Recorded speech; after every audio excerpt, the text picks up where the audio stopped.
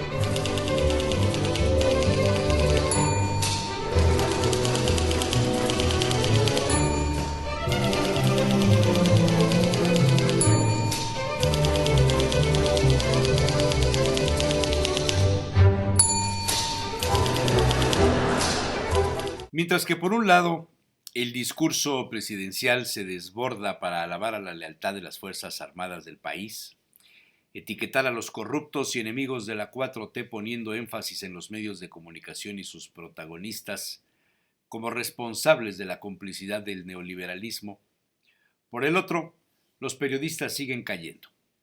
En los 3 años de su ejercicio van 47 asesinados, 6 tan solo en el 2022. El presidente está enfrentando un escenario complicado y el control de daños parece que se le escurre de las manos. Columnistas de uno y otro bando coinciden en el riesgo de las últimas declaraciones. El caso de España y las revelaciones de los ingresos de Carlos Loret están construyendo un camino aprovechado por los enemigos de la 4T y de quienes ven en el escenario la posibilidad de sacar provecho personal. Hablar de esos temas es caminar por el filo de la navaja. Si se critica a Loret, pareciera darle la razón al hijo de AMLO por el asunto de la llamada Casa Gris. Defender a Loret pareciera ser enemigo de Morena y todo lo que ello significa.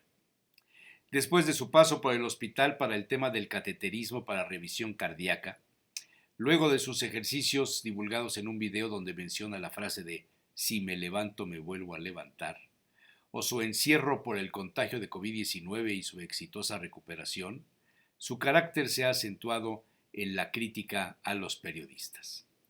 No bastó la ceremonia de reconocimiento a las Fuerzas Armadas de México, la creación de las empresas Olmeca, Maya, Mexica y el reinicio de las giras por todo el territorio. Un golpe asestado por las revelaciones de la residencia en Houston de su hijo mayor ha sido quizá el más severo, el más certero y el que más ha desquiciado su tradicional control de daños ante cualquier eventualidad. Pocos analistas justifican la respuesta presidencial de exhibir amenazantemente los ingresos de Loret y hacen voltear la mirada a un estilo que poco le agrada a los mexicanos: el autoritarismo salpicado de resentimiento contra todo aquello que no se acomoda a su particular visión. No en balde una gota que derramó el vaso de agua fue el informe de The Economist llamado Democracia contra Autoritarismo, un mundo dividido, donde México es insertado entre los regímenes híbridos, es decir, el autoritarismo le ha ido ganando terreno a la democracia. Malas noticias para la 4T, malas noticias para quienes buscan justificar o intentan hacer entender por qué el presidente ha asumido estas posturas en temas de diplomacia internacional y libertad de expresión. Acusar a Iberdrola es válido, a sus cómplices, investigar, denunciar y hacer pagar los platos rotos son buena medida. Pero acusar a un pueblo, a un gobierno, le obligó a rectificar y con ello los reflectores se vuelven contra él en el orden internacional, donde los calificativos empiezan a ser similares a los usados para definir a López Portillo, Díaz Ordaz y otros. El presidente se encuentra frente a un laberinto y pareciera que cada paso que da se va quedando más solo y la realidad, manipulada o no, la posverdad, le van ganando terreno y eso no le conviene a nadie. Gregorio Marañón describió el papel de Tiberio en su Historia de un resentimiento. preso de sí mismo, de su resentimiento galopante, refugiado en la isla de Capri y en las 12 villas dedicadas a igual número de dioses en los que no creía, y se refugiaba para aislarse del mundo y escuchaba a sus astrólogos que le adivinaran el mundo. Quizá valga la pena volver a leer a Marañón y su descripción de aquel emperador romano, Tiberio, o por lo menos así me lo parece.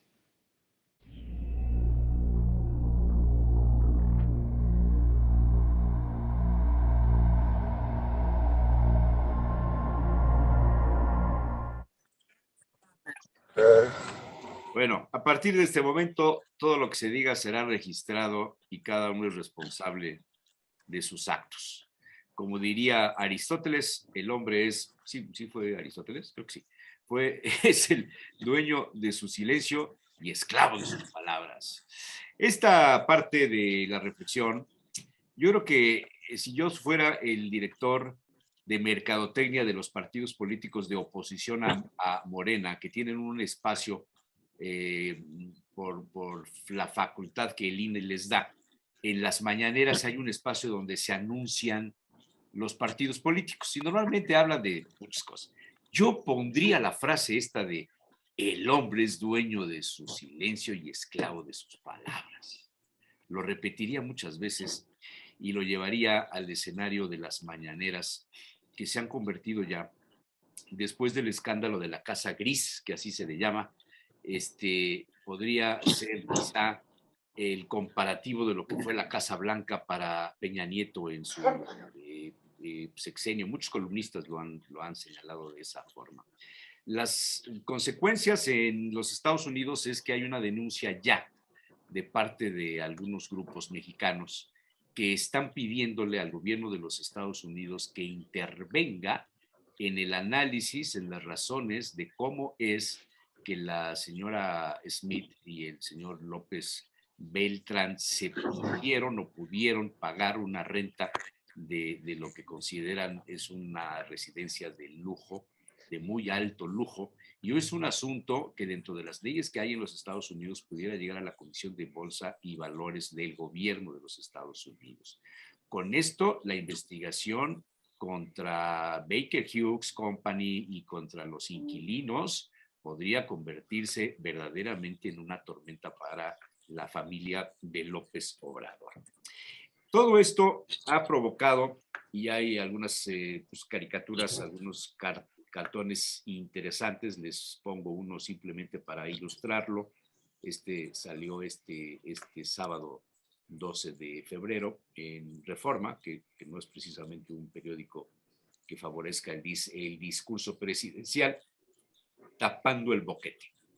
Se ve un muro con un boquete tremendo que están pegándolo con masking tape y le van colgando las fotos de los personajes de la bandera de España, el asunto de la pausa y todo esto, para tapar cómo quedó desnudo el hijo de López Obrador. La denuncia que hace el presidente, la orden que da al SAT desde la tribuna presidencial contra Loret de Mola, la defensa que ha hecho un grupo de periodistas y de público, de seguidores pues el portal Latinus, la defensa que hizo Broso, el buque que se está hundiendo y que todo el mundo empieza a brincar y a abandonar, uno de los pues, comentarios más fuertes que han hecho en los últimos días. Todo esto ha venido a conformar, no a conformar, más bien a develar, a permitirnos ver al López Obrador que no conocíamos. Quizá algunos lo hayan conocido en el pasado en lo privado, pero ahora la escena la vemos todas las mañanas, escuchamos y vemos sus gestos, su rencor, su ira, la descomposición de su rostro cuando le preguntan o cuando toca estos temas y no encuentra a quién meter en el ajo para calmar esta bola de nieve que se ha venido construyendo pues ya desde hace mucho tiempo por varios organismos, algunos ciudadanos, otros de pues, el sector privado, algunos empresarios que han sido cuestionados, periodistas que han sido criticados y cuestionados, etcétera, etcétera, etcétera. El tema que les propongo después de esta brevísima y simpática introducción es el que tiene que ver con una definición. ¿Qué es? Me pongo los lentes porque la letra está chiquita. ¿Qué es el autoritarismo? El autoritarismo, dice la definición de Renew Democracy Initiative, el autoritarismo involucra a una sola persona o un pequeño grupo de personas que creen que ellos, y solo ellos, pueden hablar por la gente en general. Como supuestos representantes del pueblo, minimizan los controles y los equilibrios y limitan el pluralismo político, suprimen o desacreditan a quienes se oponen a ellos y aprovechan la autoridad ejecutiva expansiva para maximizar su propio poder. El autoritarismo es un asunto delicado en el mundo y ha sido condenado por todos los gobiernos, países, grupos, etcétera, que practican la democracia. Y es que muchos están viendo al presidente con signos de autoritarismo. Es el tema que les propongo hoy. ¿Cómo sienten ustedes esto? ¿Habrá realmente razones fundadas, válidas, para señalar, para percibir? Se asoman algunos rasgos, habla como pato, camina como pato, se mueve como pato, caga como pato, ¿será un pato? ¿Quién le entra? O si no les gusta el tema, pues hablamos del COVID del que se contagió el general en su cumpleaños, o del COVID del rey Felipe VI, o de el reclamo que hace el descendiente de Jerónimo, el Apache, por las disculpas y este rollo que están iniciando contra España. En fin, hay otros temas, pero bueno. Sí, claro. Adelante, doctor. Ahora te toca a ti empezar. Es un Bueno, tema la verdad de las interesante. cosas es que... Porque si empiezo yo me va a cortar el internet de nuevo. O sea que empiézale tú. No, no está Pepe.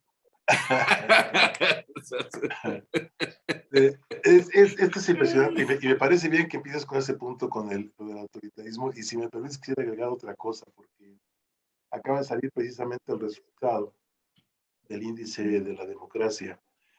Claro, acaba de salir. ¿no?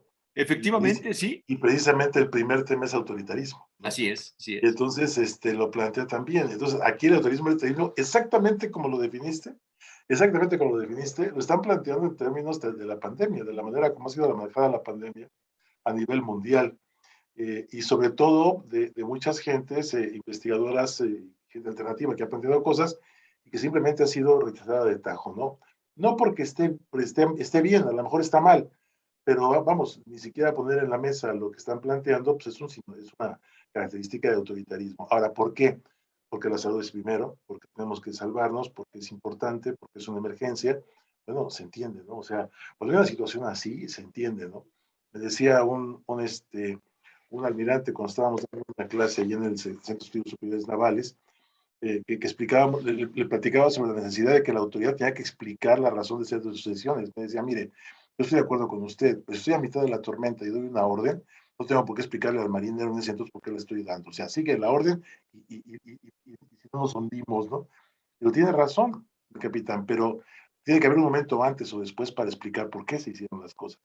Entonces, ahorita que ya la pandemia empieza a mermar, me parece que hay que empezar a estudiar por qué se dio el fenómeno así, por qué nos encerraron a todos, por qué nos hemos vacunado así, por qué salió 3 años antes la vacuna y muchas cosas. Y lo mismo está pasando a nivel nacional con el presidente. Es decir, en este momento la mañanera parece que se está convirtiendo precisamente en eso, que ya lo habíamos visto, pero ya muy claro, al ver amenazada la situación del hijo, ¿no? Bueno, pues sí, le preocupa. Ahora, en el fondo, el problema concreto del hijo, a mí no me parece un problema, la verdad, comparable con los otros. O sea, mediáticamente lo está haciendo y quizá lo está haciendo mayor, eso sí me queda clarísimo. Pero en términos de reales, me parece que hay muchas cosas por qué manejarlo. Pero lo que me preocupa de todo este punto, y que está manejado sobre el autoritarismo, es la generalización de que la corrupción está en todos lados y nadie se salva. Si esto es así y esto es verdad, entonces pues tratemos de ser lo más corruptos e inteligentes posibles y sacar la mejor tajada posible, ¿no? Sin embargo, regresando al índice de la democracia, las principales sociedades del mundo ya no confían en los sistemas democráticos precisamente por eso, porque han sido autoritarios, porque han sido contradictorios, porque aparentemente banalizan las cosas cuando van en contra de ellos y las hacen magnánimas y enormes cuando les beneficia, ¿no? Y entonces ya no sabemos a dónde aferrarnos y dónde está la realidad, ¿no? Y cierro con un punto que se acaba de mandar ahorita hace un momento porque lo acabo de descubrir. Resulta que Benedicto XVI acaba de dar una respuesta a los cuestionamientos que hicieron sobre pederastia hace 2 semanas. Recuerdan que a partir del 8 de febrero salió el informe este de Múnich, de los obispos de Múnich, ¿no? Sobre la pederastia durante más de varios años en Múnich, ¿no?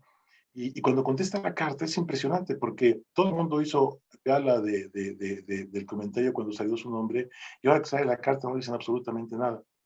Y es curioso porque uno recuerda los titulares y decían, Benedicto involucrado en pederastia. O sea, ¿qué me están diciendo? Ay, todos son iguales, todos son lo mismo, o sea, todos hacen las mismas cosas. Este señor es igual, o sea, el que presentó el caso de Maciel resulta que es igual, ¿no? Eso es lo que todo el mundo empieza a concluir, y eso no es cierto. Él fue el que lo presentó, él fue el que ha estado sacando las cosas adelante, el que ha visto a las víctimas, el que anunció a las víctimas.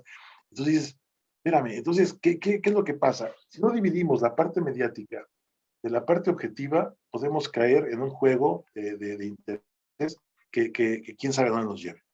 Segundo problema, si banalizamos y generalizamos el mal, entonces, ¿quién es positivo, no? No quiero defender al presidente, yo sé absolutamente que el sistema está en crisis y lo estaba desde antes de que Moreno llegara al poder y creo que lo hemos comentado, o sea, lo hemos visto muchas veces. Y el problema es esto, que el índice de la democracia está cayendo, o sea, si no un sistema democrático representativo ya no funciona, ¿qué tenemos que hacer? Pues ver sistemas alternativos, ¿no? Y eso es Sí, lo que... bueno, Y eso es esto, lo que si lo llevamos a la fiesta de los toros, así que ¿qué tiene que ver? Pues que la fiesta de los toros está en extinción y la democracia, por lo visto, también. Mira, y fíjate lo que son las cosas. ve lo que tengo ahí. Sí. Pero fíjate, el ¿Sí lo terno, ves ¿no? o no lo ves? Es un terno, ¿no? Hombre, pero Sí. ¿sabes de quién era? No me digas que de Manolete, no sé. No, yo ¿Manolo ojalá. Martínez? ¿De Manolo Martínez? No, de uno ¿Y más solo, chiquito. y Y solo, cuando de, empezaba, de Eloy Cavazos? del Juli, Mira. cuando empezaba, me lo regalaron. El Juli fue un torero que desde chiquito, qué cosa tan impresionante de torero. Sí, y se hizo en México. Pero fíjate lo que son las cosas. Bueno, pero no hablemos de toros, No, hablemos de democracia. déjame cerrar este punto rápido con esta idea porque me parece muy buena. Sí. ¿Qué ha pasado con la fiesta de los toros? Hoy en día está totalmente satanizada. Cuando uno se da cuenta de que Europa nace con un toro, o sea, Zeus se convierte en toro para secuestrar a Europa, que era una de las reglas, precisamente para poder pues generar con él una serie de cosas, ¿no? Porque el toro desde Creta y el toro en Europa va a permitir generar desde la carne para alimentarnos, ¿no? Desde el animal de tiro, o sea, fue el gran motor, fue la energía. O sea, el toro se convirtió en Europa en lo que es el petróleo hoy en día, o un energético. Prometo hacer un programa especial de estos temas. Invitamos a algunos especialistas, a filósofos de la tauromaquia. Te recomiendo que veas la película, el documental Un filósofo en la arena, hecha por un filósofo francés. ¿No la has visto?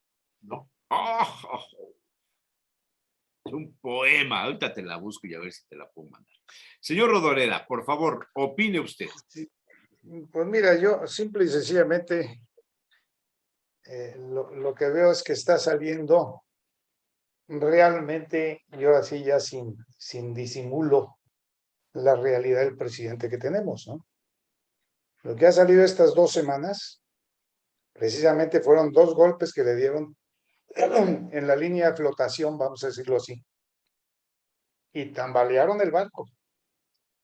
Tan es ¿En así la que ¿qué línea se de fue? flotación, José Manuel, ¿Sí? o abajo de la línea de flotación? yo voy a la línea, vamos a decir así, porque Yo no se creo que hundió el le barco. pegaron abajo. Yo creo que por primera vez siendo presidente le pegan abajo. Y entonces vamos a ver cuáles son las causas que está sacando él de sus resentimientos y sus molestias realmente. No se metan con la familia, ya lo había dicho su esposa.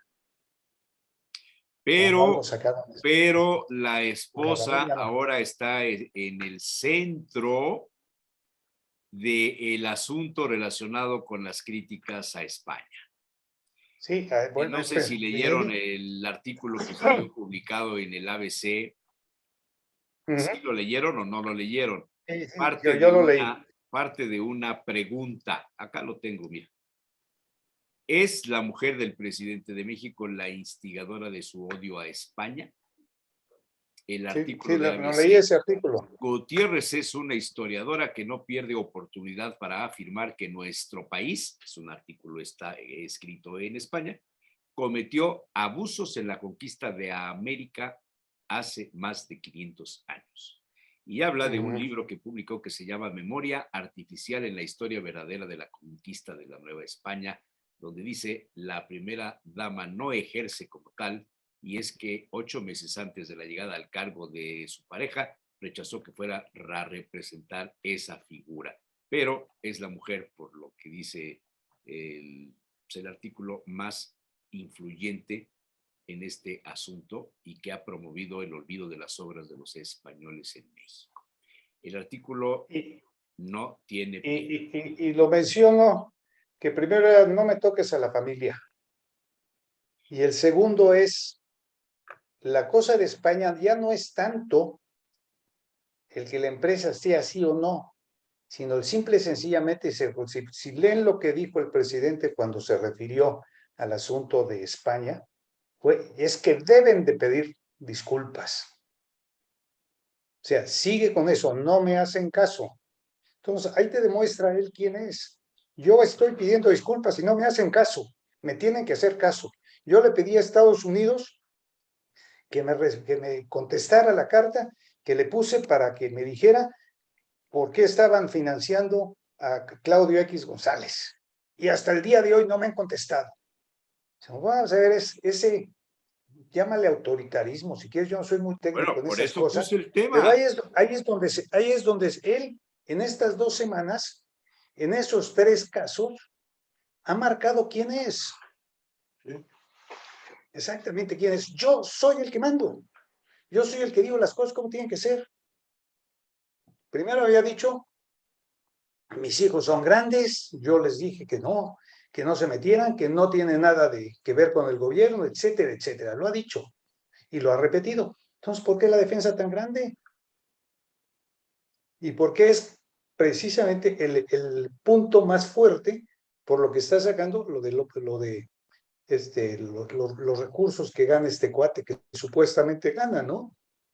Entonces, si es esa cosa, está sacando así su ¿qué de real malo cara. tiene, pienso yo, qué de malo tiene que Loret de Mola se haya metido 30 millones de pesos en un año? Nada. Si pagó sus impuestos, no tiene nada de malo. Si pagó sus impuestos, y ¿qué? Y si no pagó sus impuestos, entonces sí. que los pague. Entonces que los sí. pague como. Pero mira, él se saca la cosa muy sencilla, porque dice, no, él sacó diciendo, me pasaron estos datos, no dice quién. No dice quién. Y después dice, voy a pedirle al SAT que verifique si son ciertos.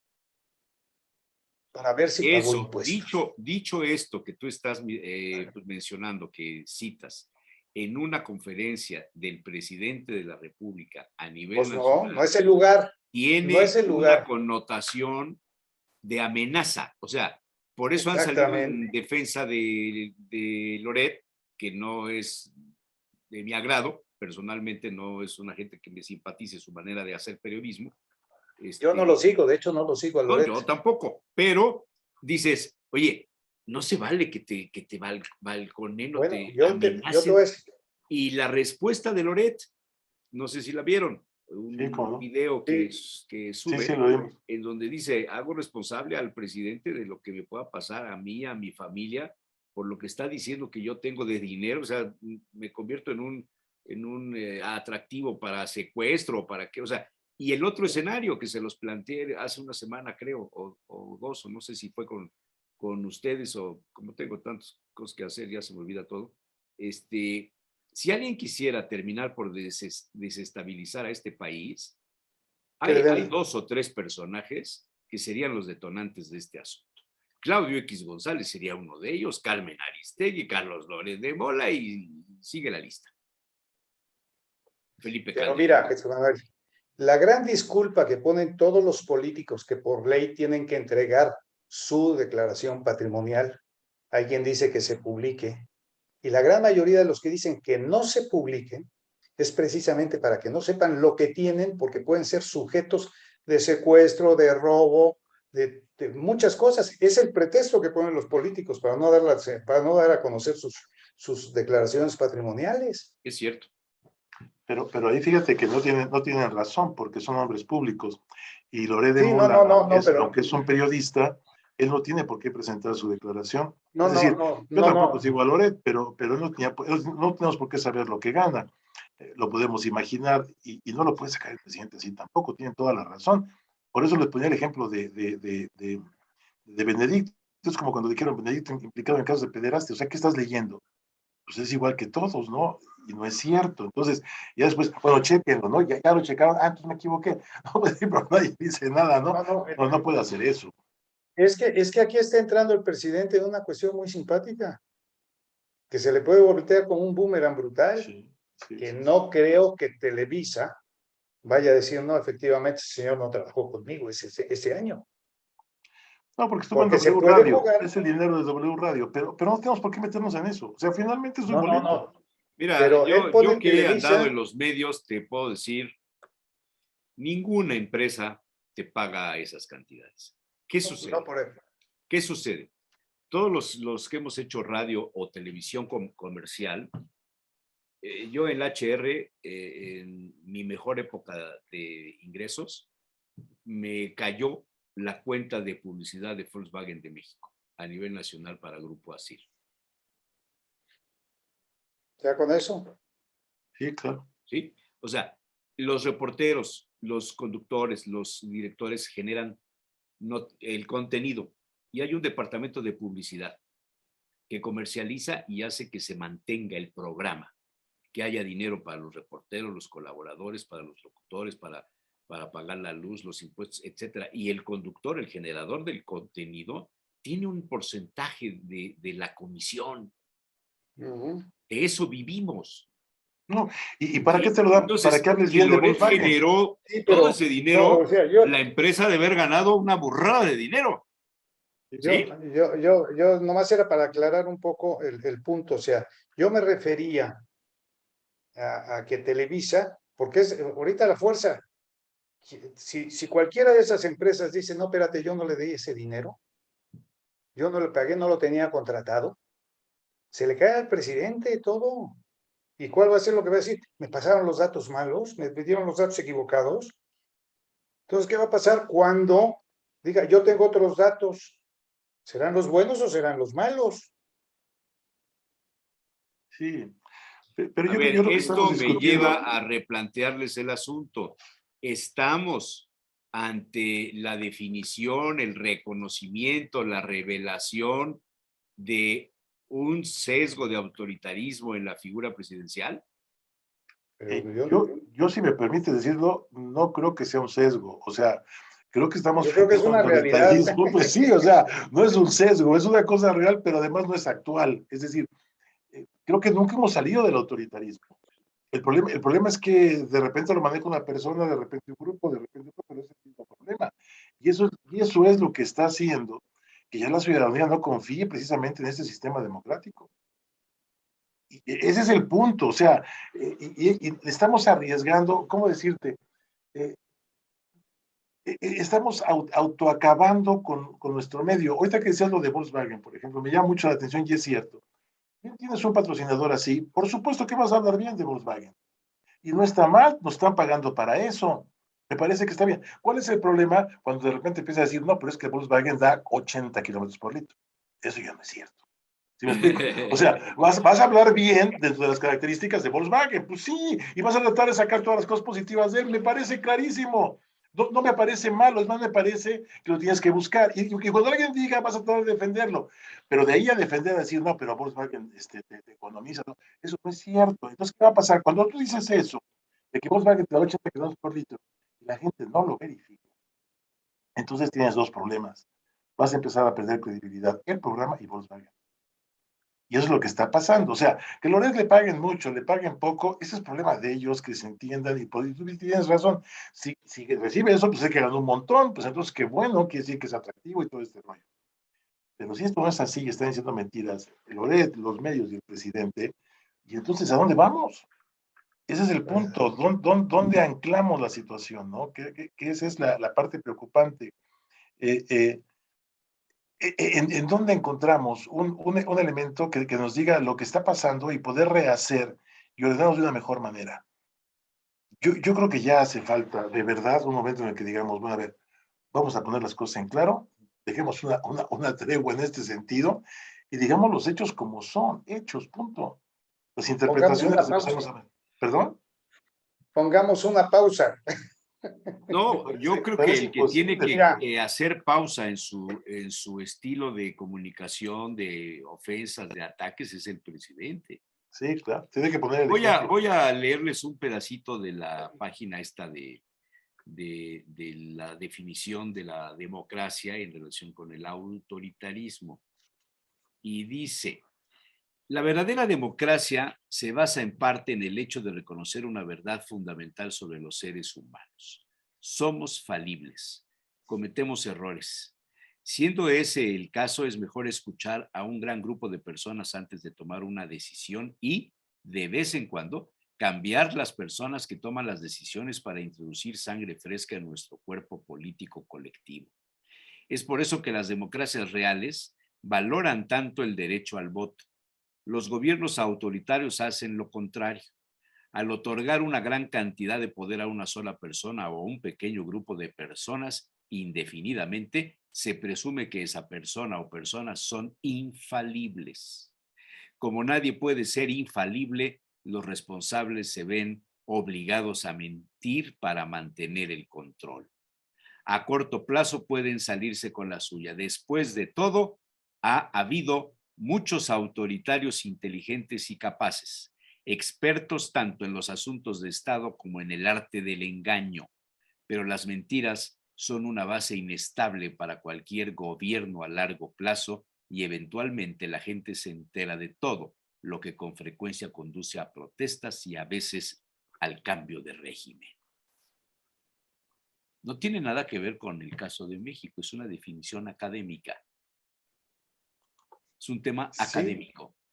Pero al leerlo, uno piensa automáticamente en lo que está pasando en nuestro país, a dónde nos está llevando este asunto que para el órgano que citó hace rato el doctor, el orden mundial, la gráfica que fue presentada en el diario The Economist sobre la democracia, el índice de la democracia. Vean ustedes, todos los países rojos son los regímenes autoritarios. Los países verdes, son las democracias plenas. Canadá, ahí tienen. Australia. Las democracias imperfectas. Estados Unidos, por ejemplo. España, Francia, etc. Y los regímenes híbridos son pocos. Y México es uno de ellos y quizá el país más grande de todos los que están clasificados como una democracia híbrida. Y que acaba de caer, ¿eh? En esta nueva medición cayó a precisamente híbrido. Antes estaba en democracia imperfecta. Así es, y ahora estamos en híbrido. O sea, estamos a un paso de convertirnos en un gobierno autoritario. No, y por ejemplo, ve Francia.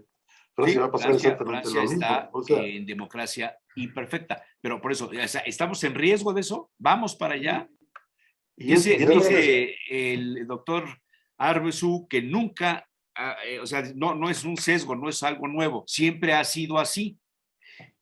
Quizá no fue siempre así, quizás se nos vendió como el lobo forrado de piel de oveja, pero al tocarle las entrañas al lobo, al meterse con un asunto tan delicado como la dignidad de su hijo en asuntos que a él personalmente le molestan mucho, la corrupción, explota. Y entonces estamos viendo al hombre que no es infalible. Bueno, Y pues que ya Manuel, demostró que todos somos iguales. Qué cosa Sí, más sí, sí, fuerte, y Dios si mío. te pones, y si Es te un pones asunto a muy ver, delicado. sí, sí, si sí. te pones a ver en los sucesos que se han dado en esta semana, ponte a ver el asunto de Panamá. ¿No me quisieron? Ah, bueno, entonces voy a hacer esto. Eso me parece que es uno de los Bueno, síntomas más fuertes de lo que es el bueno, por autoritarismo. eso, ponte a ver eso. Ponte a ver la cosa de que, ¿cómo presentaron los números de Loret? Comparándolo con él, con su sueldo de él. ¿Eh? ¿Por qué? Porque le puede mucho Sí, que haya alguien que pueda ganar más que él. no, y que haya Simple y alguien sencillamente. El que pleito, tiene millones de reproducciones de sus comentarios. ujú, y el pleito con el INE, el pleito con algunos ministros de la Corte, el pleito con algún otro de los organismos autónomos, es precisamente porque no se quisieron bajar el sueldo. Porque del INE no le ha reprochado las dos elecciones que ha habido y que ha manejado este INE. Le reprocha los gastos, le reprocha los sueldos, pero de su trabajo que han hecho no ha habido un reproche. Entonces, está saliendo lo que no me hacen caso. Cuando no me hacen caso es cuando estoy en contra completamente, entonces me voy contra eso, porque me tienen que hacer caso y tienen que hacer lo que yo digo. ¿Eso cómo lo quieres llamar? Ponle el nombre que quieras, pero es lo que estamos viviendo y eso es lo que está saliendo ahorita. Y empezó a salir desde la elección pasada, el 21, donde tuvo sus descalabros, ganó gobernaturas, pero tuvo sus descalabros en donde más le dolía, que era en el DF. Eso le lleva al absurdo del pleito con España. No, yo lo de España lo veo más en el escenario de los intereses de Iberdrola. A lo largo de la que está semana lo fue buscando. como que Sí, aclarando, soltando y a revelar que el presidente de Iberdrola se presentó con él a proponerle cosas que él consideró que eran totalmente una falta de respeto para México y para la investidura presidencial. Y dice López Obrador, ahí está el video, lo pueden checar en las redes. Yo no Sí. sé si así se lleva el presidente con el rey o con el presidente de España, pero aquí en México no. Y no me extrañaría que el carácter del Iberdrolo fuera Sí, pues, el puntito ahí, pero, el negro en pero el yo arroz voy que despertara todo esto y además los intereses de Iberdrola no muy lejos de donde estamos, sí, por sí, no, no, supuesto. no, en Por supuesto. Puebla, pero mira, Jesús Manuel, veo. Iberdrola podrá decir, bueno, ya terminó diciéndolo, que era legal, pero no era moral. Ok, que lo investiguen y que los metan a la cárcel, que corrijan y que hagan todo lo que tengan que hacer legalmente para que sea Eso, moral. Punto.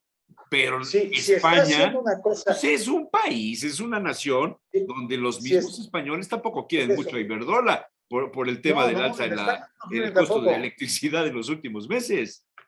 no, por eso, o sea, no, yo lo que digo es, ¿qué es lo que está sucediendo? Está contra la corrupción. Bueno, si hay un acto de corrupción que ocasionó la corrupción que tú estás diciendo en esos contratos, castiga a los corruptos. Pero ¿cuántos corruptos ha castigado? A la señora que fue secretaria de Sedesol, etcétera, y al señor que fue director de Pemex por haber sido a cenar un pato. ¿Eh? Mira, Pero los demás, ¿qué? ¿Dónde acaban de están subir las todos? tarifas, acaban de subir las tarifas de la autopista Perote. O Sí, sea, ¿por qué no vemos OHL? ¿Por qué no vemos por cómo cambió de nombre y de capital OHL cuando estuvo eso? ¿Por qué no vemos cómo 7,000 millones de pesos de repente entraron de beneficio y lo están comentando en el teléfono el director de HL con su estratega? O sea, No, no es posible. O sea, si se Bueno, quiere hacer las cosas, creo que hay maneras de que se pueden ver y de por poder, eso. Pero si se quiere acabar con la corrupción, hay que aplicar la ley. pues, por supuesto. Aquí en Puebla, la autopista volada que hicieron desde en la entrada a Puebla por Caquete hasta la Volkswagen, Que se anunció en pues 8,000 y la pagó la salían mitad del 14,000 gobierno millones de pesos. federal. El gobierno federal le puso la mitad, pero lo que pasa es que está de socio con quién, con Banorte, Sí. con una constructora del señor de Juan González, ¿no? ¿Por qué también no lo hacen? Tiene que ser parejo. Si están cometiendo un delito, castígalos. Si ya feneció porque prescribió, explícalo bien en qué consiste. Pero si yo tengo un contrato que de acuerdo al momento que se firmó era legal, castiga a los diputados que modificaron la ley en todo caso. ¿A mí por qué? Si yo soy empresario y yo veo la oportunidad de hacer un negocio legalmente porque está dentro de las leyes, no tienes por qué irte contra mí. ¿Qué es Sí, lo que está pasando? a ver, yo no meto la mano por Yo tampoco la Iberdrola, ni meto. meto la mano por OHL, ni nada de eso. Yo Lo que tampoco la veo, meto. lo que percibo es que hay de los dos lados, en México y en España, políticos corruptos y empresarios corruptos. Y hay de los dos países gente que busca el bien superior, como dijeron la semana pasada. Hay gente que no es cochina, que no es sucia. Y durante algunos años, durante algunos gobiernos, los exfuncionarios del salinismo se convirtieron en los promotores de las inversiones de los grupos españoles. Oteiza era el representante de OHL en México, por ejemplo. Por ejemplo. ¿Sí? Bueno, y esto me lleva a... Es que los dichos coloquiales del pueblo son los que más definen escenarios como estos. Dos cochinos no se huelen. Dos marranos no se huelen. Me acuerdas de mi abuelita porque era muy dichosa mi abuelita. Pero yo voy a una cosa, Jesús Manuel. Si tú estás actuando dentro de la ley, Pues es que la no hay ley problema. la alteraron para permitir la cochinada.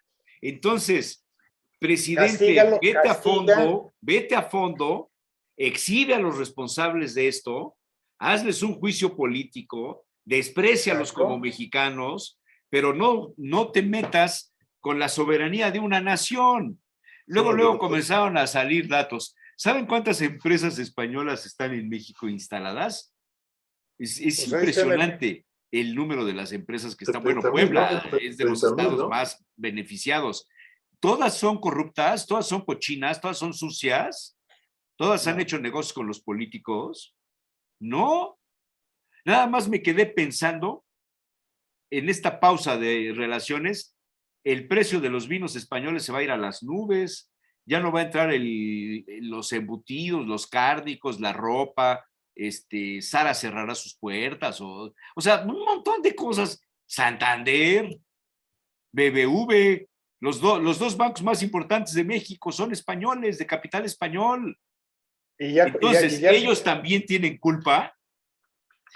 y ya, y Imagínate, ya, visto del otro lado, yo tengo muchos amigos con los que he estado hablando ahora en Madrid. ¿Y cómo cayó el tema? No, tu presidente está loco, ¿qué le pasa?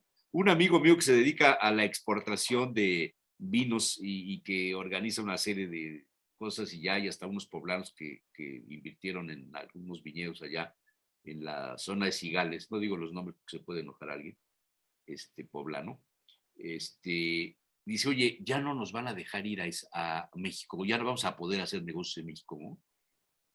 Todo por un dicho, por una frase, en una conferencia ante un reducido grupo de periodistas. Cada vez hay menos periodistas en las mañaneras, como cada vez hay menos gente en la Plaza de Toros. Voy a ponerles, para perfecto, lo tengo acá. refrescarles un poco la charla, y después volvemos, porque pues, todavía nos falta tiempo. Les voy a poner, dura muy poquito, casi 3 minutos.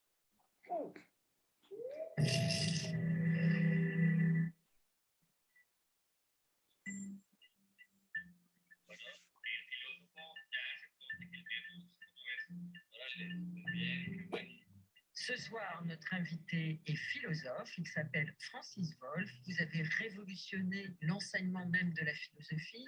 Vous avez publié un livre fondamental qui s'intitule Philosophie de la corrida. Premier jour du voyage avec les cinéastes. Ils veulent comprendre cette passion singulière. Ya nomás es. Qu'est-ce que je cherche? Peut-être comprendre pourquoi elle est inéluctablement condamnée à mort. Adversarios de los toros ha habido siempre. Toros hay indefensos. El hecho de la inigualdad de condiciones hace la competición tramposa. Ça, c'est pervers. C'est un effet de mode du politiquement correct. Es un descrédito del humano. Comença la votació. 68 vots a favor, 55 vots en contra.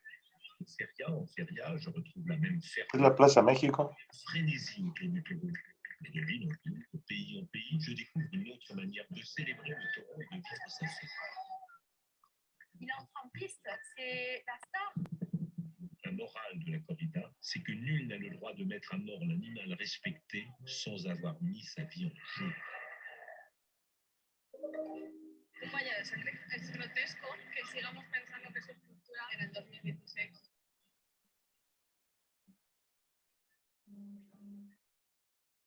N'est-ce pas notre époque qui veut cacher la mort comme une maladie honteuse? Notre époque sécularisée exalte une existence sans risque, une jeunesse éternelle, une vie sans mort. Ce qui est humain, c'est d'accompagner la mort de l'animal respecté d'un rituel festif ou d'une cérémonie expiatoire. Une société productiviste préfère la mort mécanisée et industrielle dans les abattoirs, mort froide, cachée. Dans ce monde à la violence aseptisée, je ne peux pas. Et vous, qui vous identifiez tant au taureau, préférez-vous vivre une vie d'esclave et mourir à l'abattoir, ou vivre libre et mourir au combattant?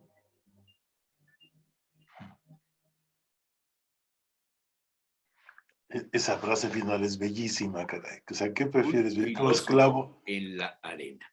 ¿Qué cosas? El documental no es gratis. Este es un avance que puedes ver en YouTube. Si tienes Apple TV, si tienes cuenta con Apple, con iTunes y esto, ahí lo puedes comprar, porque hay que comprarlo para verlo. Cuesta 190 pesos, algo así. Merece la pena. No, y el libro debe estar sensacional. O sea, además está en francés, lo voy a buscar por Amazon ya. O sea, bueno, es impresionante. Para refrescar. Está buena la caricatura que subiste. ¿Perdón? Está buena la caricatura que subiste de... Es que subo muchas. ¿Cuál de No, ellas? la que subiste ahorita, que acabas de subir, Ahorita. de Obi. Ah, no, es que todo está programado. La de Obi. Ah, bueno, pues ahí, mira, muy a tono con De lo el que estamos asunto. hablando. Muy a tono, tienes toda la razón, claro, muy a tono. Ahorita la pongo para que la vea también el doctor. Bueno, y el público que nos ve. Cruzando la línea.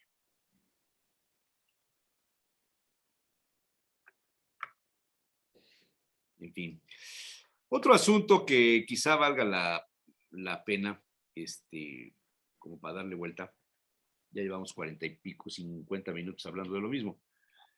¿Cómo perciben ustedes la nueva empresa que le da el presidente al ejército y los beneficios que de ella salgan para las esposas, para los hijos, para los... O sea, es como los duques, los marqueses, los principados en las casas reales en el mundo le entregan al duque, a su familia, al marqués, etcétera, propiedades enormes con todos los beneficios que se deriven de ellas. Esto fue lo que hizo hace algunos años, para el que no haya leído la historia, que un grupo de burgueses que vivían en el Burgo se levantaran en armas con su ¿cómo se llama? El de los 3 picos para mover la paja y estas cosas, tiene su nombre. Tridente. No, Tridente es el del mar, no, tiene otro nombre.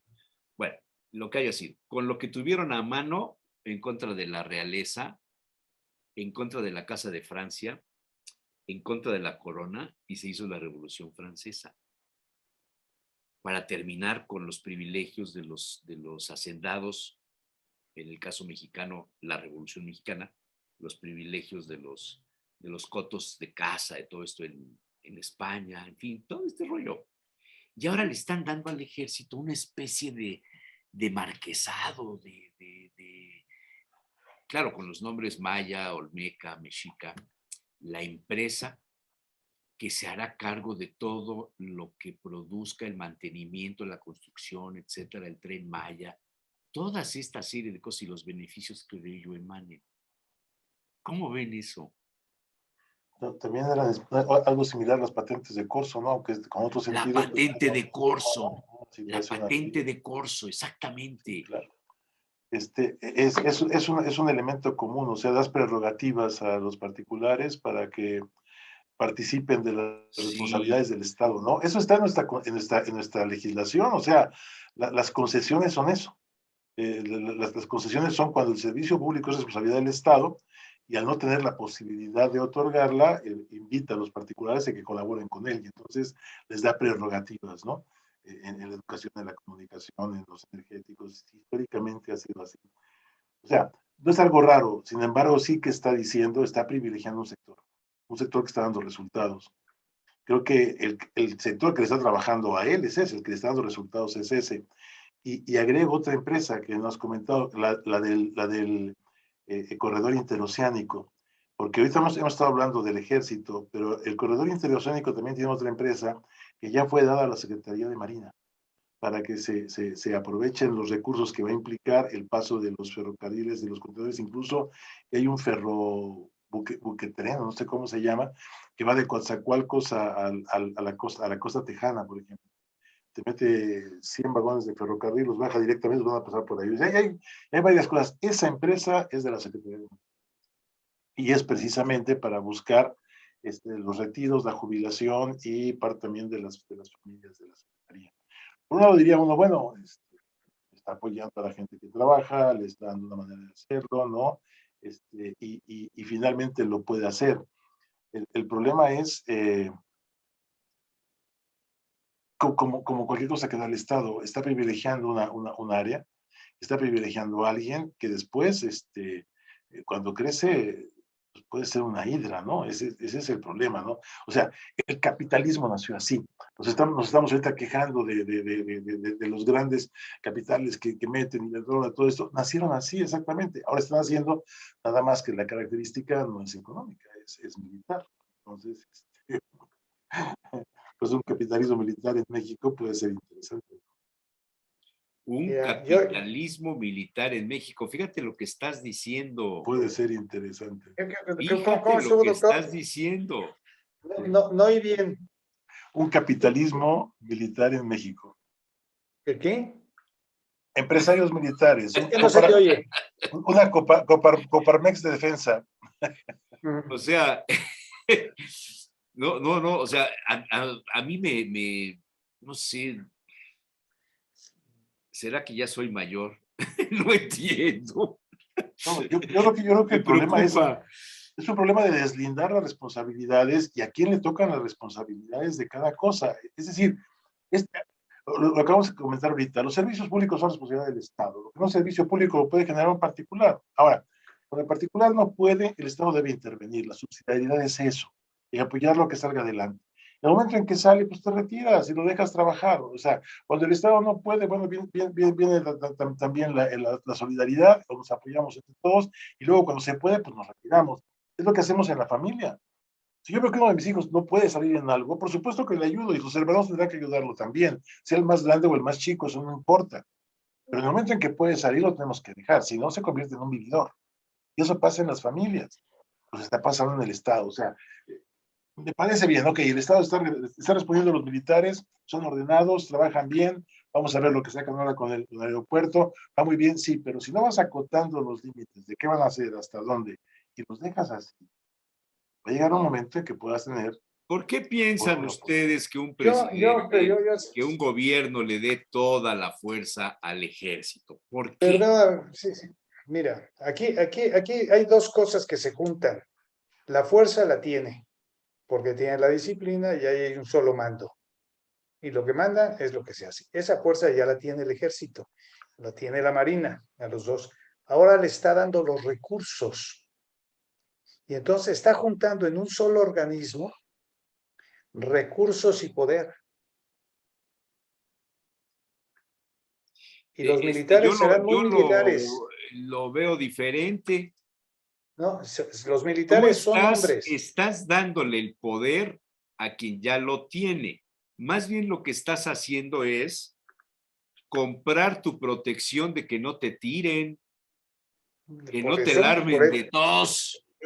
Como estás diría Luis creando, Paredes, ¿para qué la piden de jamón si es de pedo? O por no la eso, hagan de pedo si es de jamón. están por eso. O sea, es de las cosas que está creando este señor, que a ver quién es el papucho de papuchos o el gobierno de gobiernos, que se pueda quitarle después algo de esto. ¿Quién le va a quitar al ejército, a la marina, las Todo lo que ya le posiciones dio. que ya le dieron en este gobierno? ¿Quién? Y con el otra cosa, que la gente que maneja el gobierno son también hombres y son seres humanos, con las debilidades de cualquier ser humano. ¿No son Y infalibles? entonces ya juntaste dinero y poder en un organismo distinto a lo que es el Estado, porque le estás dando hasta cierto punto mucha independencia. Aunque legalmente no le estés dando la independencia en los hechos, le estás dando los elementos para poder ser independiente. Sí, pero aquí hay un problema con el ejército que para mí es, yo trabajé 20 años ahí, que es la palabra doctrina. Es decir, la doctrina es el criterio con el cual tomas decisiones. Y la doctrina militar es muy sencilla. Tú tienes un enemigo y al enemigo hay que zurrarle y se le acaba. Entonces, cuando tú metes una doctrina así, por ejemplo, hacer trabajos de policía, que el policía no ve enemigos, el policía ve gentes de los nuestros que cometieron problemas, que hicieron delitos. Es decir, la policía está hecha para cuidar a los nuestros, o sea, incluso por eso hay policía militar. No es lo mismo que un drogadicto entre a mi casa y se la esté robando, a que mi hijo se saque cosas de la casa para comprar algo y digo, oye, eso no se puede hacer. Entonces, para el segundo caso está la policía, para el primero está el ejército.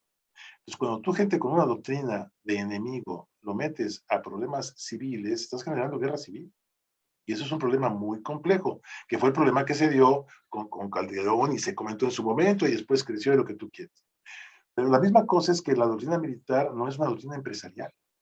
Entonces, cuando tú metes una doctrina militar a desarrollar trabajos empresariales, si no está acotado para qué son y hasta dónde los límites, yo no sé a dónde puede llegar. Está haciendo una hidra, de verdad, estás generando un monstruo que no creo que es fácil adivinar hasta dónde puede llegar. O sea, igual se comportan bien y lo desarrollan porque trabajan bien, son eficientes, lo que tú quieras, son disciplinados. Oye, también un empresario debe ser disciplinado, eficiente, etcétera. O sea, mi padre se paraba como militar a las 4 de la mañana todos los días, o sea, y se ponía con agua fría.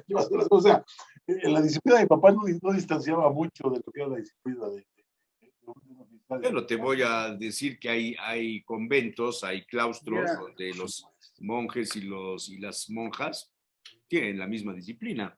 por supuesto, por Ujú. supuesto. Pero Yo- la doctrina es diferente.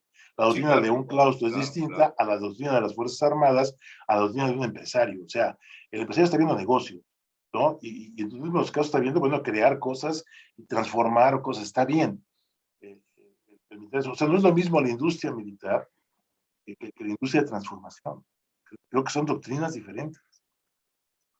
y está, mira, y aquí contrario a las otras cosas, el que le hace lo que él quiere, o sea, el que ha sido obediente, como ha sido el ejército en todo lo que le ha encargado, precisamente por eso dijo esta misma semana el presidente, que todas las cosas del cambio de la 4T se debían a que el ejército lo ha ayudado. A que sea el ejército es el que ha sido vamos a decir así, su gente que lo ha ayudado, que lo ha hecho. Si no hubiera tenido el ejército, no podría haber llegado a donde está llegando, con sus cosas y sus obras. Entonces, vuelve a ser lo mismo. Una gran contradicción, porque acabó con una corte pretoriana y hizo del ejército una corte pretoriana. O sea, y la quitó por eso precisamente, ¿no? Entonces, bueno, y el ejército ahora va a ser todo un cuerpo pretoriano. Es que el ejército es empresario, el ejército es acciones sociales, el ejército es todo. O sea, le dio el poder, le dio el conocimiento, lo metió al campo. No lo tuvo en cuarteles. Gran parte de este problema con el ejército lo tenemos por lo que alguien hablaba de la jaula de México. Es decir, el hecho de que tengamos Estados Unidos con 3,000 kilómetros de frontera también ha perfilado las características de nuestro ejército. Eso también es cierto.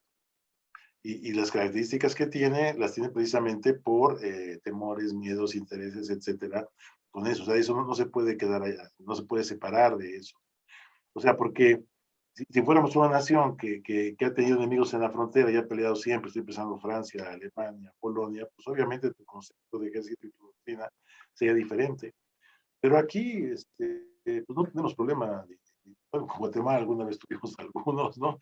Pero no pasa de mayores, ¿no? Y sin embargo seguimos pidiendo el territorio arriba. O sea, nuestro ejército es diferente. Entonces, es una pregunta interesante. Cuando en México hablamos de ejército, ¿de qué estamos hablando?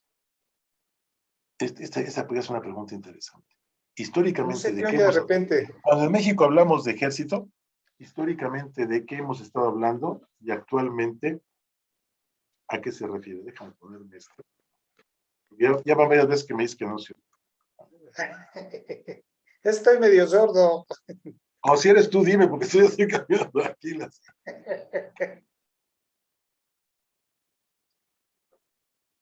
No sé si Jesús Manuel te oye perfectamente bien todo el tiempo, pero de repente se te va la voz. No, yo sí lo oigo bien. No sé si ahora se oye mejor.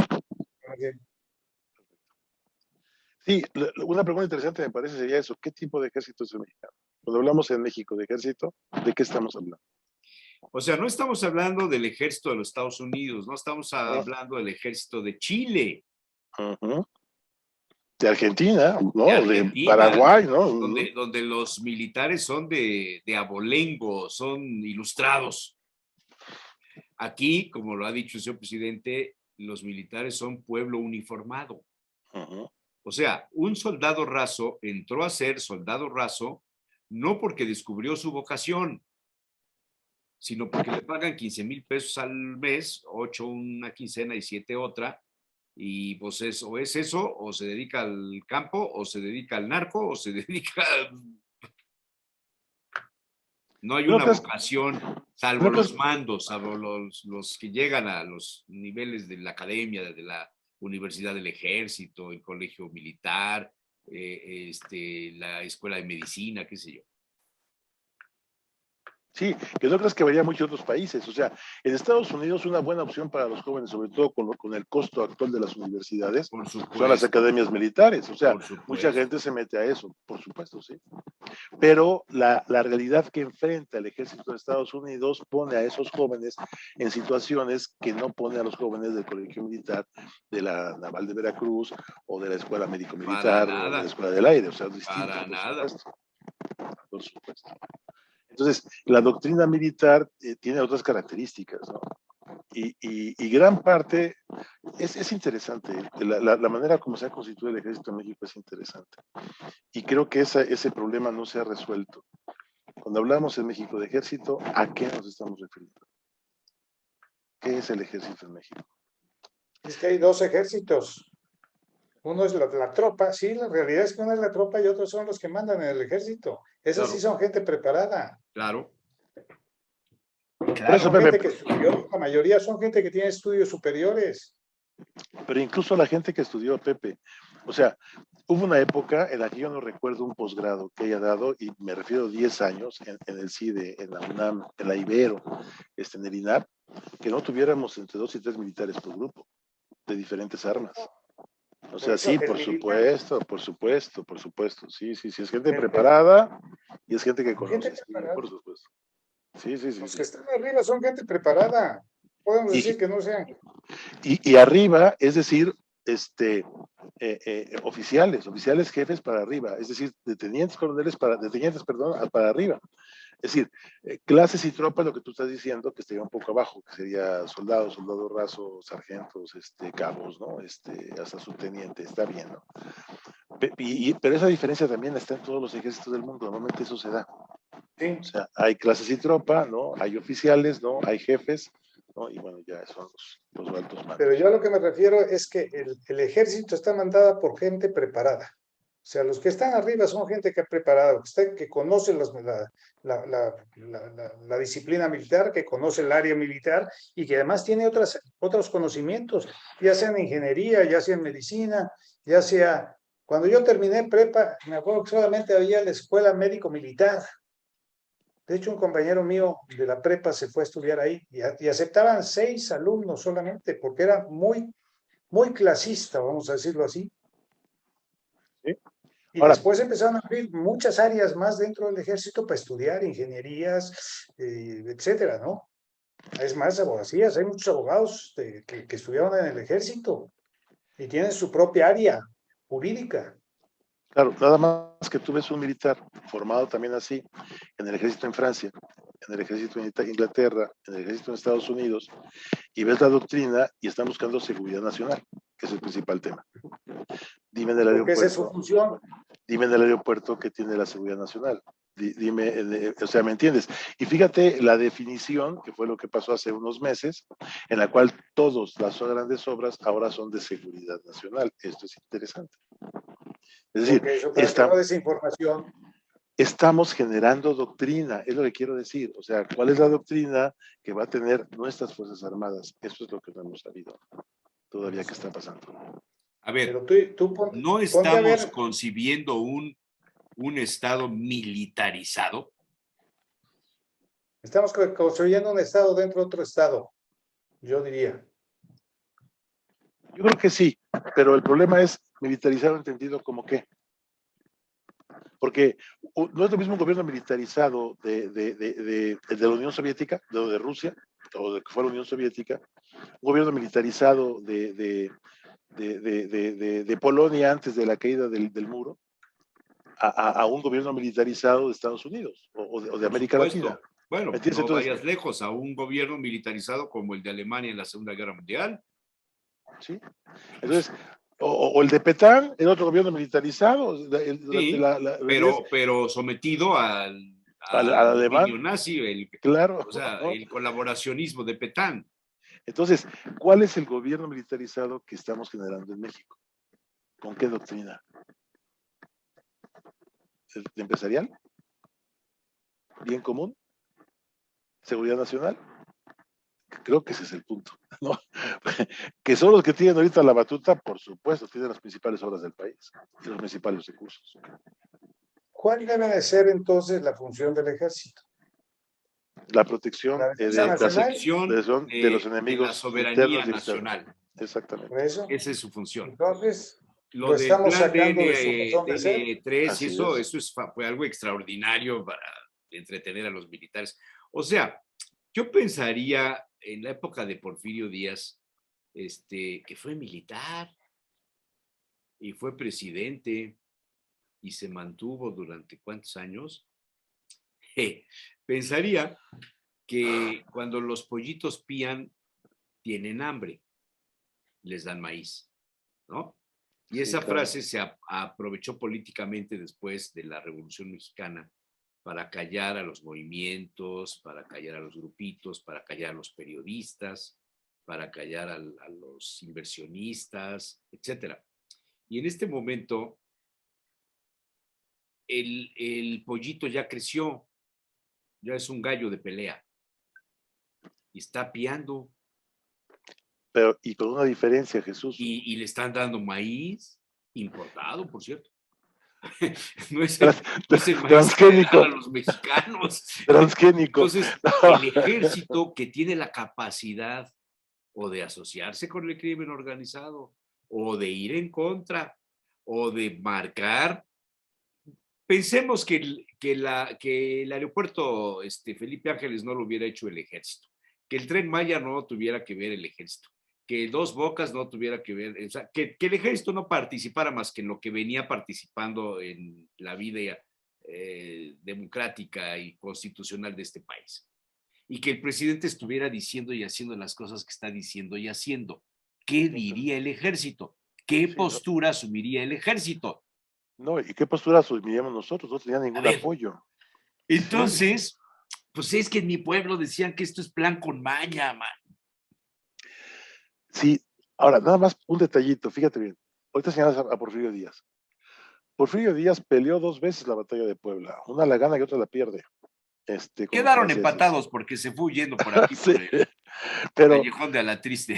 pero Porfirio Díaz se enfrentó a un enemigo externo. Porfirio Díaz peleó con él. Porfirio Díaz después llega cuando triunfa la República. Después lucha contra un gobierno, ¿no? Que con el plan de que era Casemate, no me acuerdo cuáles eran los planes que sacó Tuxtepec, ¿no? Para buscar la no reelección. Perfecto. Entonces, su doctrina era clara todavía, y bueno, después la aplica en su gobierno. Pero nuestros militares ahorita, ¿qué experiencia tienen y qué doctrina tienen en cuanto a eso? Es decir, no es una situación similar. Y creo que es el gran problema ahorita. Entonces, exitosos, a mí me parece que ahora que estoy en el aeropuerto, el éxito y los nomios del ejército se van a ir para arriba. O sea, vamos a decir, wow, o sea, más de una gente va a decir, ¿sabes qué?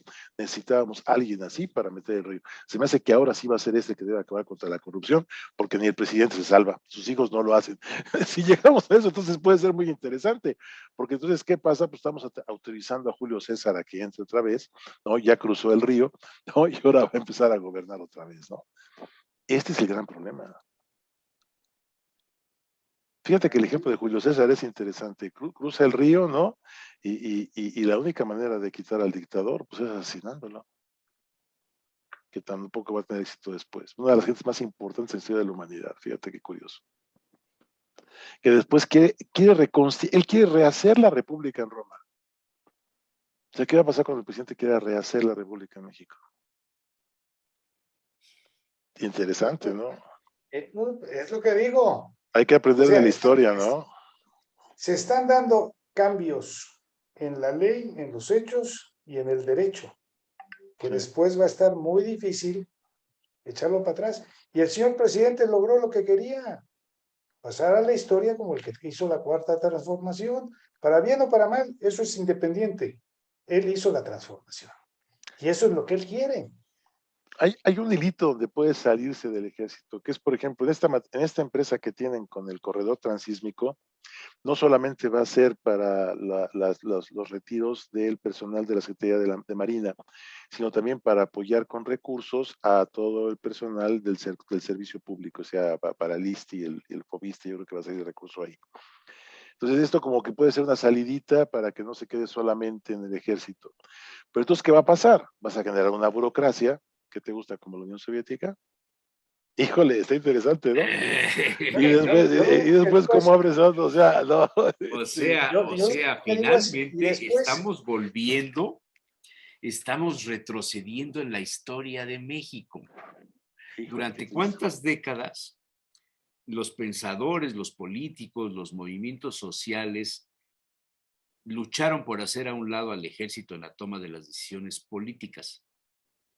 Se acordarán de esa época, ¿no? Del caudillismo mexicano y luego de los cachorros de la revolución, ¿no? Otra vez, esto es cíclico y esto me da pie, les voy a dejar pensar, esto me da pie al siguiente tema. Hoy es un día de sorpresas porque nadie sabía de qué íbamos a hablar. Ni nosotros. No, ni yo tampoco.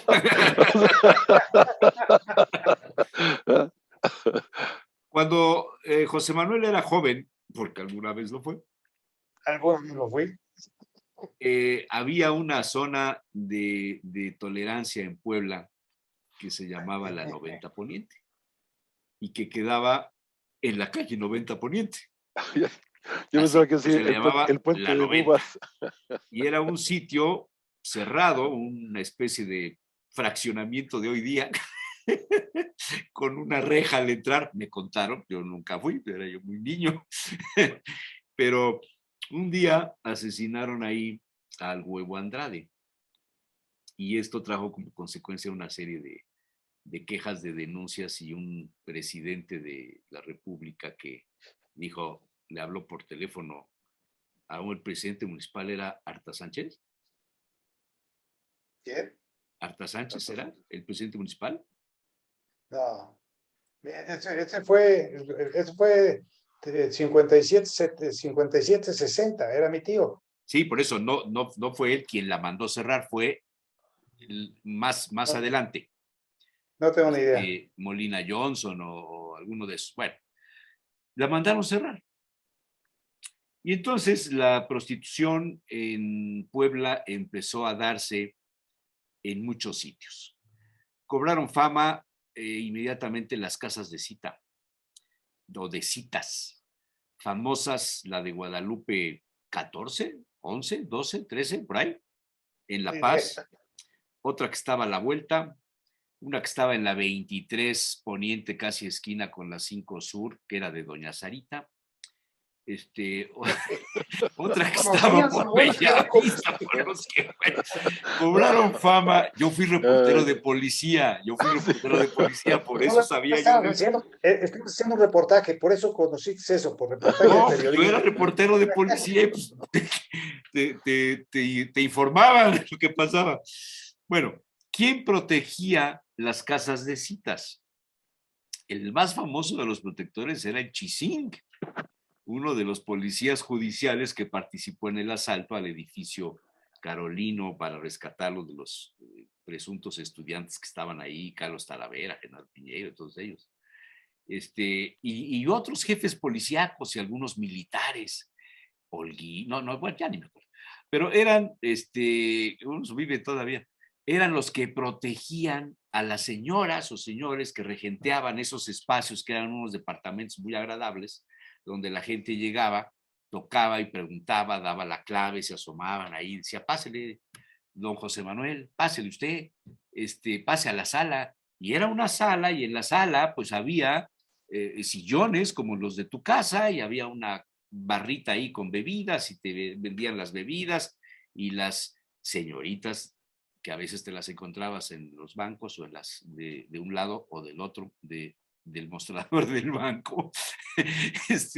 Ya no sigo contando cosas que me voy a revelar muchos asuntos ahorita.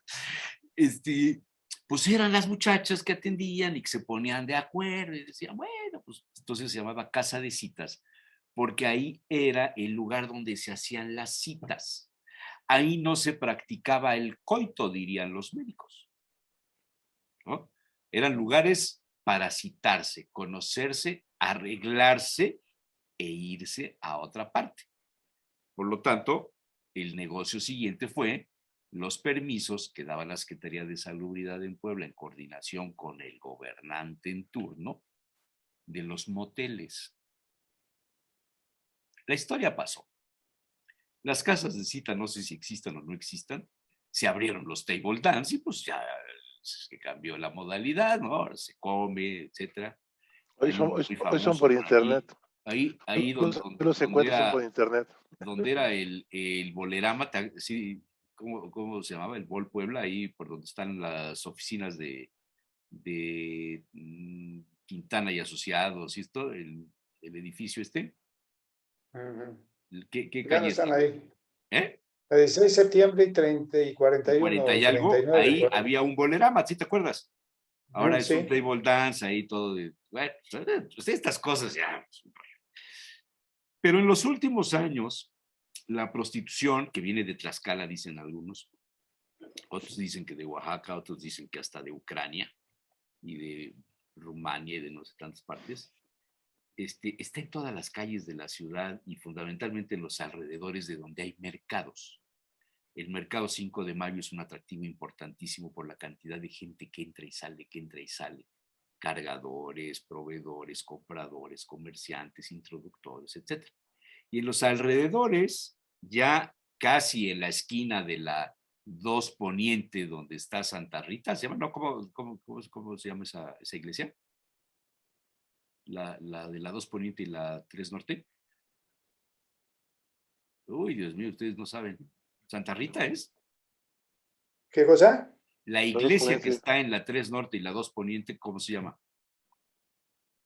¿Dónde estaban los cines variedades? Sí, no sé cómo se llama. Bueno, hasta ahí, en esa esquina, estamos a 2 calles del Palacio Municipal y del Zócalo, hay muchachas ganándose la vida vendiendo su cuerpo.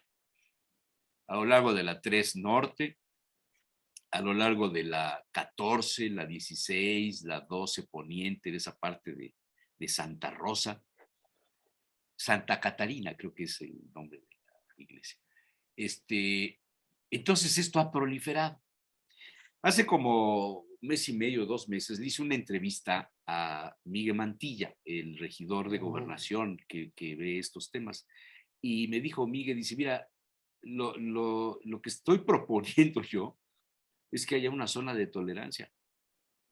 Entonces yo empecé, es un tema que para nosotros no es nuevo, fue viejo, por eso cito los hechos de la 90 y todas estas cosas. Y bueno, todo el mundo sabe que en las zonas de tolerancia pues hay protectores, están los lenones, hay drogas, hay violencia, pero se controlan las cosas porque está cerrado. Pues el que va ahí ya sabe a lo que va. Y el que no quiere hacer eso, pues no va, y punto. Por eso de ahí viene la frase esa de que las mentadas de madre son como las llamadas a misa. El que quiera ir, pues va, y el que no. El Ayuntamiento de Puebla acaba de informar hace unos días, Lalo Rivera, que el proyecto tiene razón de ser y para quitar el ejercicio de la prostitución en la vía pública en las calles del centro histórico de la ciudad, se está proponiendo que sean los hoteles, los moteles del centro, las casas de citas. Diría Broso, ¡órale! A ver, ¿cómo ven este asunto? Regresamos la historia. Sin orden moralino, sin meternos en...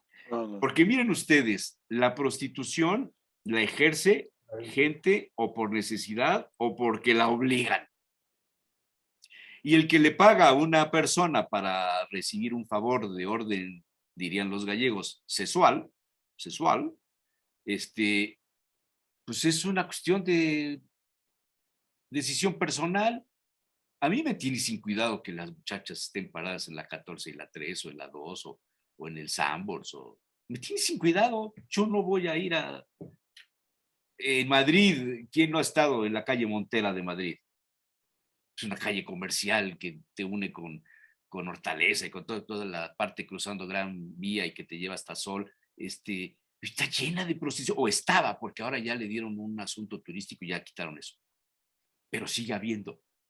Y ves a las muchachitas ahí, las colombianas y las nigerianas y las no sé qué, y se ganan la vida o porque quieren o porque las obligan.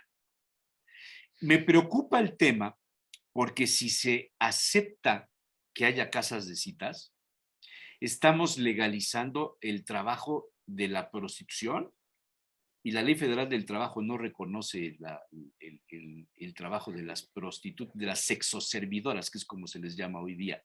No lo reconoce, está prohibido. Estarías violando la ley. En Alemania la prostitución está legalizada. Legalizada. Hay hoteles específicos para esos servicios y están controlados por el Estado y por el sector salud y se garantiza la higiene y el control de enfermedades, toda serie de cosas. En Alemania, es otro mundo. ¿Cómo la ven ustedes? Opinen ahora o callen para siempre. Híjole, no, pues yo no tengo mucha idea mucho conocimiento en el tema, ¿no? Lo ligo un poco. Nada más por el orden moral, por el orden de la educación, No, o sea, una de las cosas que a mí no me checa en esto es el problema de la cosificación de las personas, que es una de las cosas que no me gustan, ¿no? A O mí sea, no me gusta eso, esa parte no, entonces, ese es el punto que pero mire, de ahí ahí está me... la nota del Sol. Sí, Hoteles y moteles exigen certeza jurídica para funcionar como casas de cine. fíjate que yo lo he visto en algunos casos relacionados quizá con el crimen, alguna vez platicamos, ¿no se acuerdan del caso del Carrizo? El Carrizo era un zorrillo, un zorro se llamaban, que eran los que robaban casa habitación en la Ciudad de México, y que se hizo famoso porque robó la casa de dos expresidentes, ¿no? Uno siendo presidente, que era López Portillo, ¿no? Y otro, el que fue el primero, el de Luis Echeverría, ¿no? Famosísimo el caso, no sé si todavía sigue en la Es cárcel. un héroe nacional. Sí, la verdad, admirable. Hay un video. Diría Kamel Nasif, eres el héroe de esta película. Tiene un video la UNAM que se llama Los ladrones viejos. Sí. Debe estar en YouTube y platica este tema. Entonces, una de las cosas que planteaban, por ejemplo, cuando la época de la Olimpiada de la Ciudad de México, la policía controlaba de tal manera la situación en México que durante la Olimpiada, después de 68, después del 2 de octubre, porque la Olimpiada empieza el 12 de octubre, o sea, 10 días después del 2 de octubre, en la Ciudad de México no se perdió una cartera, porque estaba todo controlado para que la imagen de México no afectara ni en robo, ni en nada. No hubo un extranjero, un turista, un deportista que viniera que se quejara de algo ilegal en México. Fue una maravilla y los habían controlado. Entonces, yo no sé hasta qué punto se pueden controlar este tipo de fenómenos. Hablo del crimen, hablabas tú de la prostitución. No sé qué tan bueno sea. Me parece que si se hace y se establece, es algo que en lo personal no me gusta, no me parece correcto. No O me sea, parece ¿qué es lo que no te La gusta? prostitución. No me gusta No, que bueno, un ser no, humano sea espérame. cosificado, El ¿no? ayuntamiento no está promoviendo la No, ya lo prostitución. sé, El ya lo sé. ayuntamiento lo que Sí, está sí. tomando es una decisión Administrativa. que me remontó al escenario de la 90 Poniente y me remontó a la época de las casas de citas de los 70s y me remontó, por lecturas, a la época del callejón de donde está el Colegio Virgilio Uribe de San Antonio, donde se Pero ejercía mira, la Manuel, prostitución, donde estaban las accesorias y de donde salía aquella frase de aguas, porque aventaban la bandeja de agua. La orinaba, sí, la orina. Y eso Oye. existió desde finales del siglo XIX, en esa calle. Tú te Yo- debes yo- a acordar cuando eras niño, porque eres un poco más grande que yo, pero cuando yo iba a comprar, bueno, yo no iba a comprar, me llevaban de la mano, mi mamá y mi abuela me llevaban a comprar al callejón, a la Puerta de los Gallos, en el mercado de la Victoria, la 3 Norte Ujú. y la La 6. 3 con la 6. Ahí vendían, pues no me acuerdo qué cosa, pero por ahí íbamos a comprar. Había semitas y todo eso, pero las semitas no las compramos ahí nunca porque las comprábamos con doña Delfina. A la vuelta de la casa estaba el horno, entonces íbamos directamente ahí. Arriba de la Puerta de los Gallos había un hotel, ¿no te acuerdas? Ese no me acuerdo. Había un hotel arriba, donde hoy quiso hacer Ángeles Espinosa el corredor gastronómico ahí con el de los muebles, ¿cómo se llamaba? El que fue el del secretario de Economía con Melquiades. Toño Sarain. Toño Sarain. Quisieron hacer un corredor de comedores, de fondas al estilo del mercado de Dentro Oaxaca. del mercado. Dentro ¿Perdón? del mercado. Adentro del mercado. Esa sí. parte era un hotel. Sí, sí me acuerdo de eso. Y se ejercía la prostitución ahí.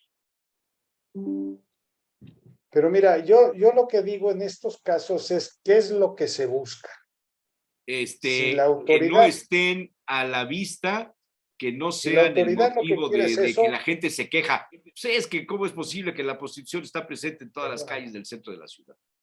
Si estás haciendo eso, lo único que estás haciendo es tapando el sol con un dedo. Querían tapar el sol con el dedo.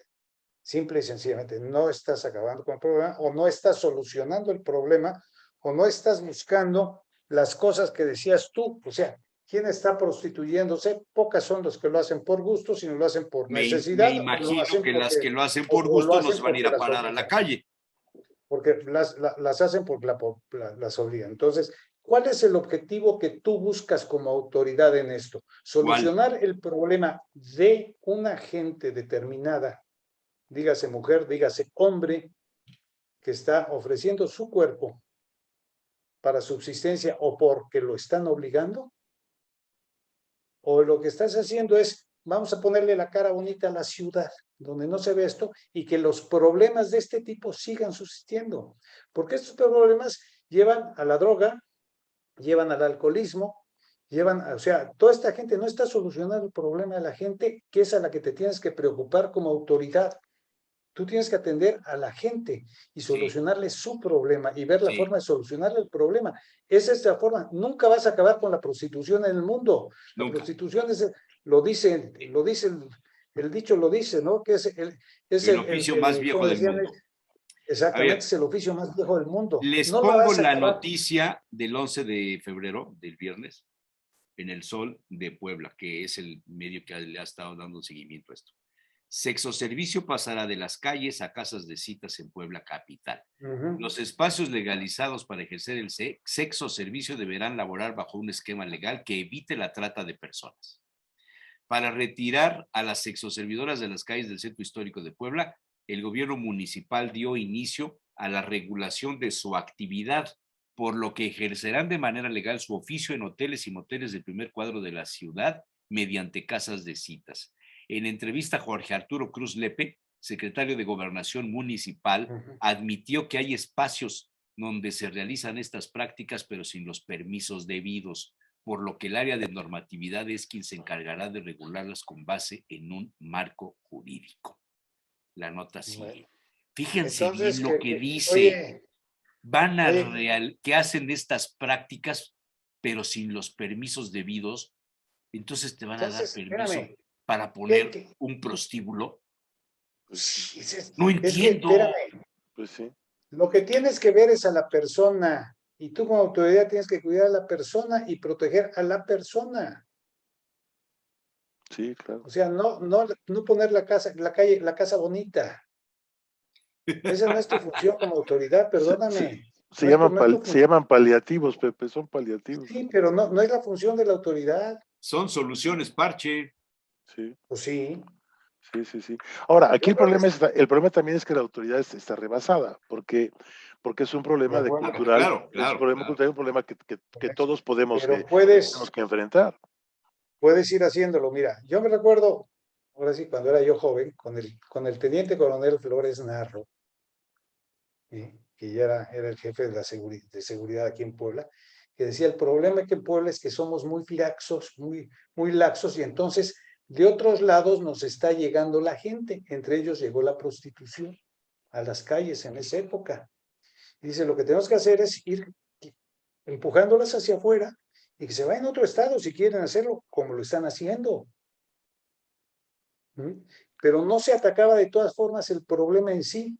Y yo lo que creo que se tiene que atacar es el problema en sí.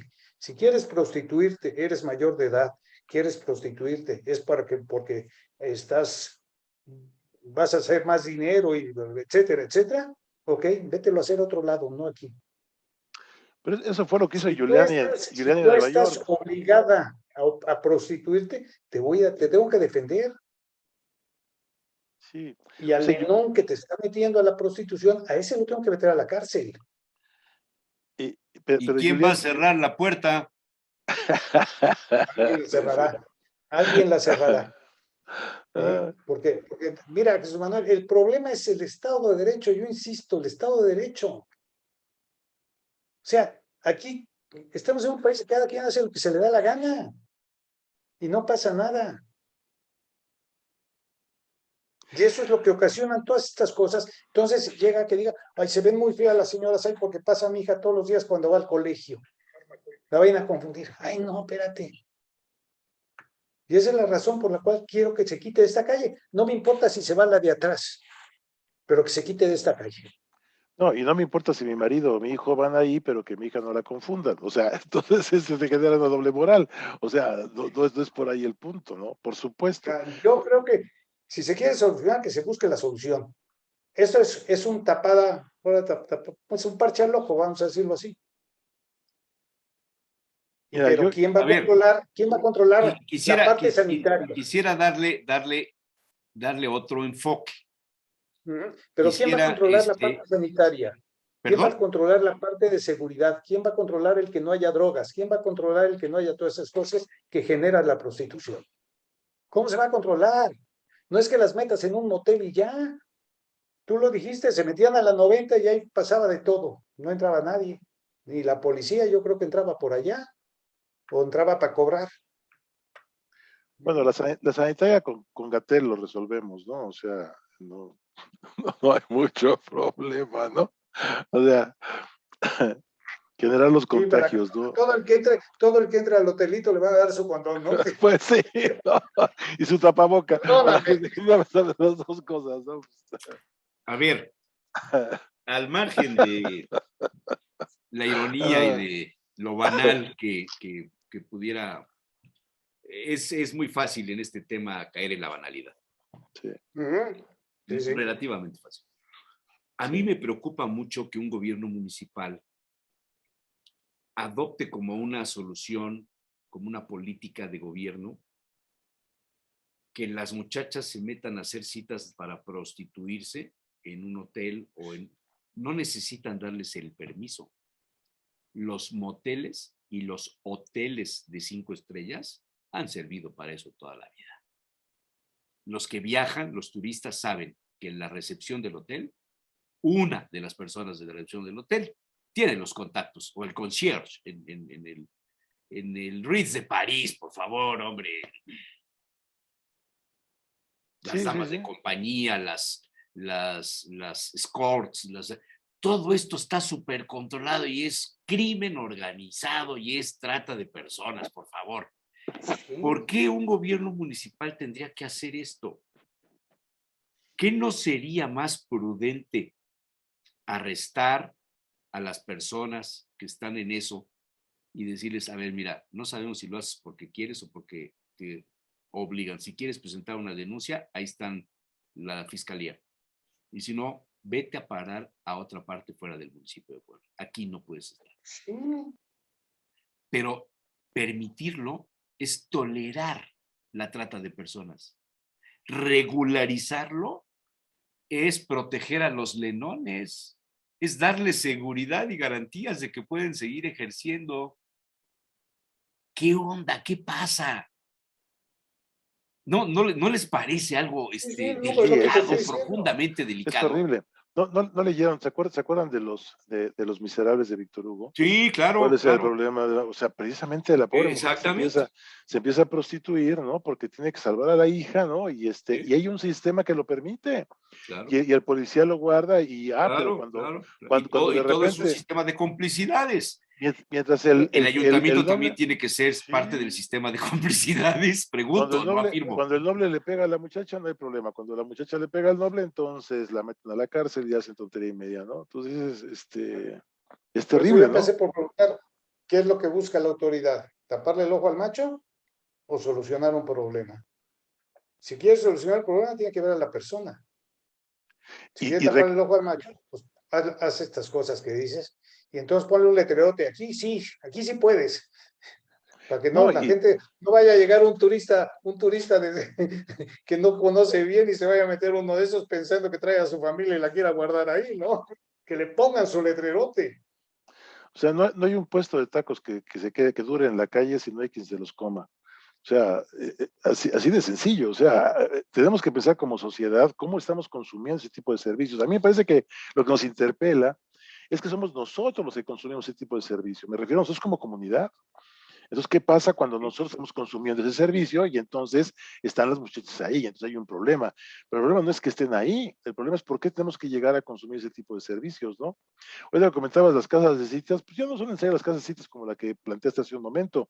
Los centros de encuentro que hay en internet son para eso, o sea, ahí los consigues. Es más, es impresionante. Yo no recuerdo una ciudad donde se ha dado un curso en los últimos años que me llevo la computadora, que de repente cuando estoy viendo algo no me aparezca de repente una nota, ¿no? ¿Te interesa? Pero te sientas con personas adultas en la ciudad donde estás, digo, ¿y cómo saben que estoy en la ciudad? ¿Y qué tipo de cosas? ¿Por qué te lo están poniendo ahí? O sea, hay un... El mercado ya está y se está dando la relación. El problema no son las casas de citas ni las mujeres. Yo estoy de acuerdo contigo, Jesús. Creo que una autoridad debería decir, bueno, eso no se hace en la calle, se hace y se mete a la calle, se acabó, ¿no? Y después de eso, ¿por qué un esfuerzo serio de decir, señores, qué clase de sociedad tenemos que tenemos esto aquí, ¿no? Es decir, no se dieron por generación espontánea, ¿no? Desde el puente de Bubas, ¿no? Que estaba ahí escondido abajo del... ese tour que hicieron ahora para descubrir el puente de Bubas, ¿no? Jesús, que está ahí, Pues eso no es pues un era puente, eso, ¿no? eso no es un puente va así, arriba del agua. Sí, no, pero me Esta refiero... era la parte de abajo. Sí, sí. Pero bueno. Desde que existía el puente de Bubas, pues, te dice la historia es esa, ¿no? En, Pues mi, aquí era en, donde... mi, en mi pueblo dirían, fue una verguerada. Fíjate, ¿sabes por qué se llama Puente de Bubas? No. Porque era el puente que dividía la ciudad, ahí pasaba un río, del hospital de Bubas, que estaba enfrente, que es donde estaban hospitalizados los enfermos de Bubas, de la peste negra. ¿Ah? Entonces, para separarlos de la ciudad, de la parte del poniente, tenían que cruzarlos por ese puente y ahí estaban separados. El puente de Bubas quedaba al hospital de Bubas. Pero bueno, esa es otra historia. El caso es que a mí me preocupa un poco que el gobierno municipal, que tiene poco tiempo, esté enfrascado en este tema. No sé si es parte de su política pública, de su gestión de gobierno, de sus ejes fundamentales de gobierno, pero me parece que más que darles la certeza para que se puedan reunir en las casas de citas, como se les ha dado en llamar, lo que deberían hacer es buscar el bien común y el bien superior y respetar la dignidad de las personas. Por supuesto. Creo. Bueno. Por supuesto, totalmente de acuerdo. Jóvenes, muy interesante programa hoy. Qué agradable día, la verdad, Qué muchas gracias. interesante programa, hasta de todos hablamos. Sí, caray. Tenemos que ser uno de esos, Jesús. Tenemos que hacer un programa con gente todos, experta sí. en el tema. Nos, voy a ver nos ayude. si puedo conectarme con algún amigo en Madrid que sí. estos temas y a lo mejor armamos ahí alguna cosilla. Bueno, y están muy doctor, muchísimas gracias. José Manuel, muchísimas gracias. Un abrazo. Estaremos por aquí mañana martes con Fritz Glockner, con el diputado Osvaldo Jiménez, con Andrea Sandoval, con Noix Balanqué y no sé si tendremos algún invitado más. Pero bueno, muchas gracias y buenos días. Un abrazo a todos. Buenos días.